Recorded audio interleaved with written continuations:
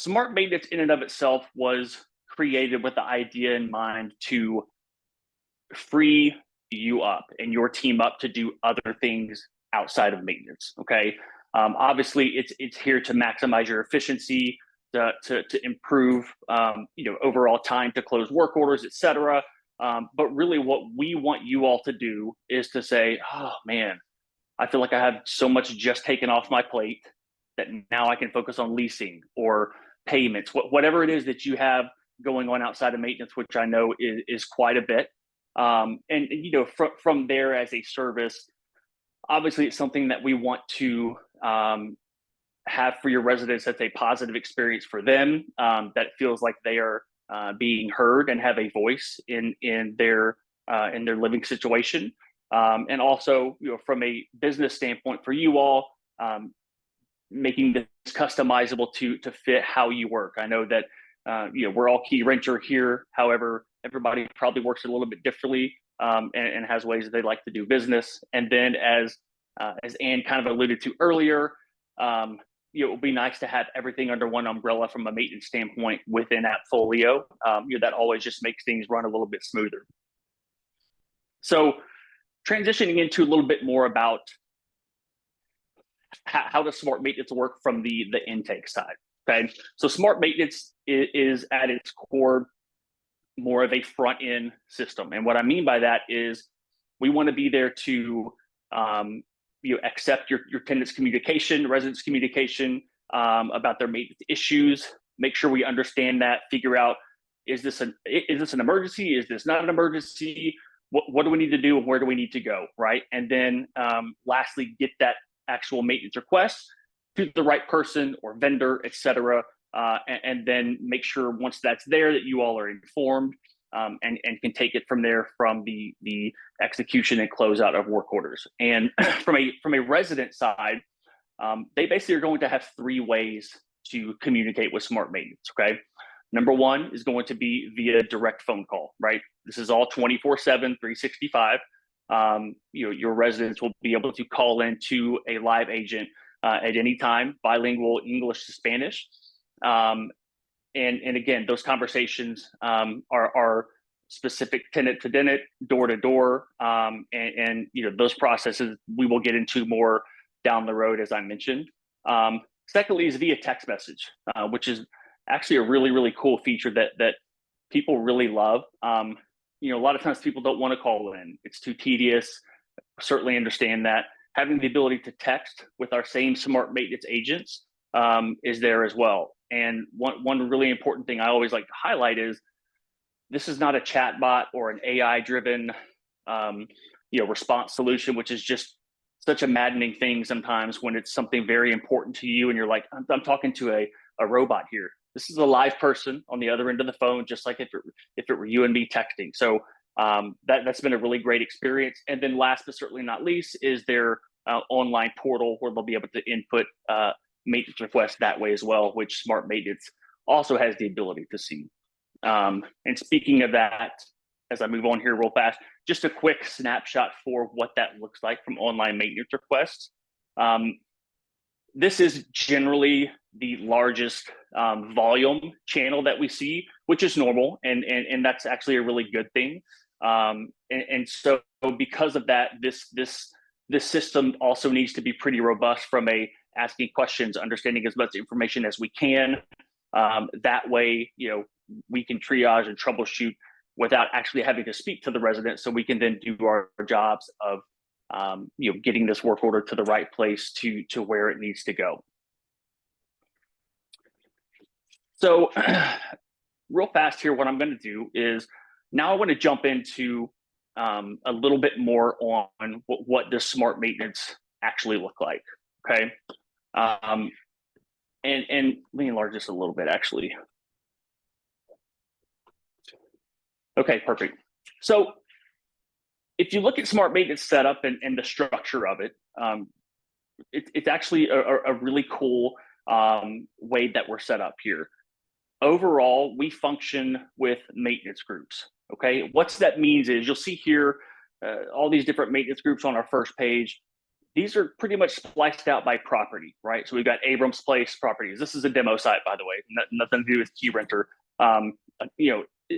Basically what we're saying here is, okay, this Acadia property is all going to live under the same instructions, same people, same issue category, same vendors, etc. Maintenance groups give us flexibility is the main thing to say, hey, maybe we have properties in a certain region where we want to group. Maybe we have properties that we want to group by the on-site contact or the person that really needs to be in the know so they can handle it. Really kind of up to you all how that looks, but basically this gives us flexibility to where it doesn't have to be property by property, and you end up having 3,000 maintenance groups. Obviously, that's an exaggeration, and you can have as many maintenance groups as you want. But the idea behind that is, hey, everything's fluid here, so we need to give a lot of flexibility. Within those maintenance groups, you're going to see these 4 buckets here, right? So we've got dispatch instructions where you all get to tell us what to do and when. We have primary contacts that you can associate with each maintenance group, the issue urgencies, which is really important, and then preferred vendors, right? So each one of these categories is where you really kind of get into those levers to pull on the customization side of things. And I'll run through each of these fairly quickly, again, just so you have an idea of what it is. And I'm going to start with our issue urgencies. Okay, so what this is, I'm going to actually start with our Abrams Place. So when I click on our issue urgencies, this now brings me to kind of the main nerve center of how your business for maintenance is going to work. Okay, as I do a very fast scroll here, you're going to see we have, I don't know the count to date, I want to say it's maybe 115, give or take, actual maintenance issues that you all have the opportunity to go through and classify as this is normal, this is an emergency, or this is a resident responsibility. Okay, we want to make sure that because we are somewhat automated from an informational standpoint, that we cast a very wide net of as many issues that we can possibly think of that could actually happen, to where there's no gaps of an issue coming through that we've never heard of or we don't have instructions on. And so for the most part, this robust list really does a great job of encapsulating what we need from a maintenance coverage standpoint. Okay, a little bit deeper here, I'm going to go down to one particular category of a sink leaking. Okay, so we also know that not every single maintenance issue is created equally, right? There's always going to be a little bit of variance. Nothing's black and white with maintenance. So a lot of the issue categories have some subcategories as well. Basically, these are some triggers that you can say, okay, well, for example, a normal sink leak probably isn't going to be an emergency 911 situation. However, if that leak is not containable and it's flowing, you might want to say that situation I'm going to classify as an emergency. So very, very straightforward example there. But with all of these, we do have the ability to make some of, not with all, excuse me, with most of these, we have the ability to make some changes to give a little bit even deeper flexibility, to where you all get to tell us if this is normal, an emergency, or if this is something that is the resident's responsibility. Last thing real quick on these. Currently, these are not customizable from a issue urgency addition. So if there's something not on this list that you encounter quite often, we don't have the ability to just throw that in there. But we definitely want to hear what that is on down the road if you come across something that's very important. And by the way, I forgot to mention this in the beginning. If you have questions, just jot them down real fast. We can try to address them here towards the end. So that's our issue urgencies, right? And again, this is customizable per maintenance group. This is not a one-size-fits-all for your entire business portfolio. That's what those maintenance groups give us, like I said earlier, the flexibility. Okay. Now we're going to go into a little bit more with our primary contacts. Okay.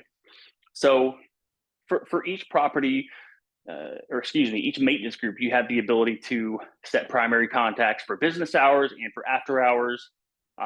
These do have to be users in your system, but as you'll see, there's no limit to how many you can list. and there's some different leverage you can pull in terms of how they want to be contacted, how they don't want to be contacted, etc. But really the key here is you have contacts for business hours and contacts for after hours, which can be the exact same, by the way, if you need them to be. One other really cool feature within primary contacts and smart maintenance is an on-call calendar. Okay, so some folks might have some type of after-hours on-call system to where you might have a rotating schedule, and if you do, or something similar to that, you do have access to utilize an on-call calendar, which, as you'll see here, is very, very quick and easy to set up, but it just gives you flexibility to set schedules in advance in a very efficient way. And I've got customers who have this set for the rest of the year and into 2025, right? So obviously this can always change, but it's a very easy way to set something in stone for the time being, so you can address other things, again, with users in your system. And then, once you get that, then you'll see that we're back to, how we reach out to people. The person on this on-call calendar is going to be the first primary contact for after hours, et cetera. So lots of really cool functionality within here. And then let's go over to our actual dispatch instructions. I'll get to the vendor piece here in just a minute. But the dispatch instructions now is where you all really kind of get to tell us, let me go down to this one actually. This is where you kind of get to tell us what you want us to do, okay?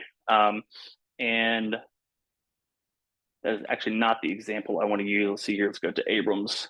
Yeah, here we go. Okay, so a couple things here with our maintenance group where we look at our instructions. Business hours, this is going to give you the ability to set your own customized business hours, so we can understand, hey, what does this location say is business hours? And then obviously we know what after hours is there. There's a lot of flexibility within here. You can set multiple times to fit your business needs. And then kind of the meat and potatoes of our instructions. As you'll see, back to those issue urgencies, when I said that's kind of our nerve center, normal issues and emergency issues are a very important distinction for how this service works. And so that's why at the very front end, number one, we have a robust issue urgency category list. And then secondly, why we try to really dive in and ask as many questions as we can to get as much information, so we're correct on if this is normal, if this is an emergency, right? So once that's determined, now you all have the ability to give us instructions on what you want us to do for business hours and after hours for each one of these particular issues, normal or emergency. To give you a quick idea of what you have the ability to do, with our primary contact list, you have the ability to do a lot of things.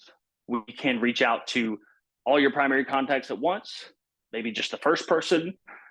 Let's say you have 7 people in your list and you say, well, we want it to go to the second person and the 5th.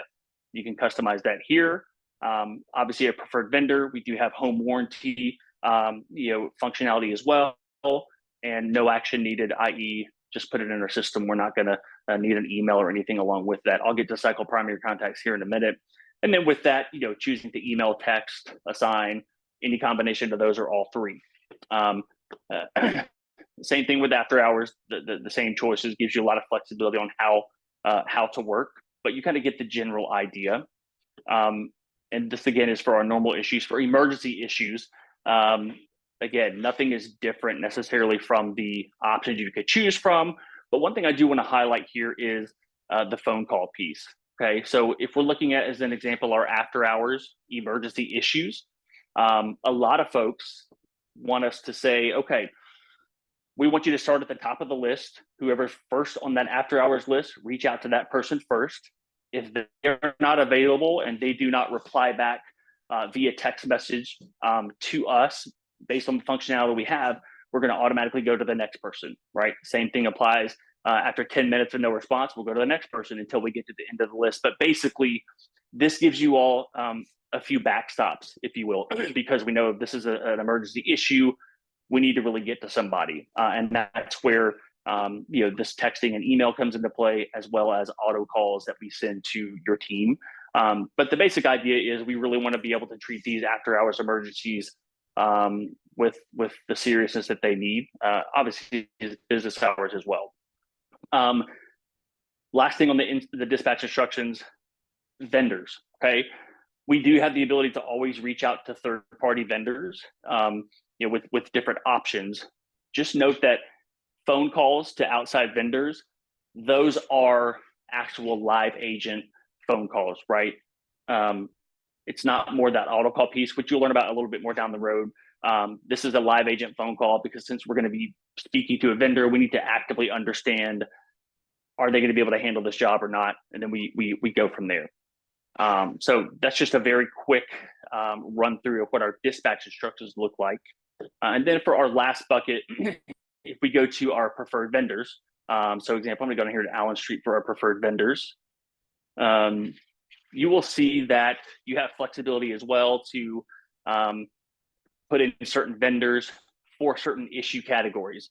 All these issue categories are going to mirror what you've seen in the issue urgencies, but you just have a little bit more opportunity here to splice those out for certain preferred vendors. You can move these issues around if you wanted to take garbage disposal out and make it its own category because you have a garbage disposal guy. I don't want to do anything else except disposals. You can move that out and put your own vendor in there. So, again, very high level, but you have the general idea of what you can do. And like I said earlier, all of these work in harmony together. The maintenance groups with the urgencies, the contacts, instructions, vendors, etc. Very, very important. But the good news is once this is set up and you have fine-tuned this to how it works best for you, generally there's not a lot of maintenance to do on your maintenance, if that makes sense. Obviously stuff changes here and there, but once things are set the way that you like them to, there's really not a whole lot of upkeep necessary that you will have to do in terms of always changing out this, always changing out that. It's designed, again, as I said at the very beginning, to really increase overall efficiency. Okay. So that's a real quick overview of what the structure and some of the functionality looks like. One thing that I do want to get to, because I think it's very important, is when your residents are putting in an online maintenance request, okay?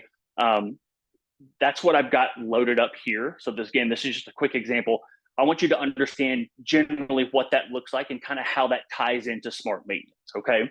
So as a quick example, if I'm on here and I'm going to go in here and put in a new maintenance request, okay? Your residents have the ability to 950 characters to tell us whatever they want, what's going on, okay? A lot of times, and I'm sure this probably won't come as much of a shock to most people here, we get some fairly vague descriptions in these boxes, which is okay, right? My sink is leaking. My question would be, okay, well, leaking to you could be very differently than what it means to me. For all I know, that means it's overflowing, gushing water, which is not a good thing, right? We need to know more information, right? So what happens with smart maintenance is, let's just say this is all that we have. Someone says, Mo, my sink's leaking. I'm going to hit next. Okay, well, smart maintenance is going to actively kind of scan through this description to figure out, okay, this is generally kind of what they're talking about. They will then have to choose an actual issue category that is the most ideal to their situation. This is going to be great. We're going to pick sink is leaking. What happens then, excuse me, hang on one second. It was already selected. So I'll select sink is leaking and I'm going to hit next. Okay. This is actually a really cool feature. I use sink leaking a lot, for example. So I do always have duplicate requests open. This would just basically tell the resident, hey, you do have a work order in for this previously. It's not closed. Is this the same thing? Do you want to make it a new one? For this example, we'll just say proceed with new request. This is where it's really cool how everything kind of works together, right? As I mentioned in the very beginning, we don't have any active back and forth with this resident, but we still really need to know what's going on. And so based upon whatever issue category they select, they're going to have some questions they have to answer before they can submit their actual request, okay? So for the sink leaking category, we need to know, can you contain this leak? Is it containable? Okay, well, I'm gonna say, yeah, okay, that's containable. Is it dripping or flowing? Well, it's just dripping, okay? So if we go real fast back here to our sink leaking issue urgencies, I'm gonna show you kind of what those those triggers that we looked at earlier look like. Again, the leak is not containable and the leak is flowing, that's going to trigger an emergency, right? So as a resident, if I were to say, can I contain this? No, I can't. Is it dripping or flowing? It's flowing.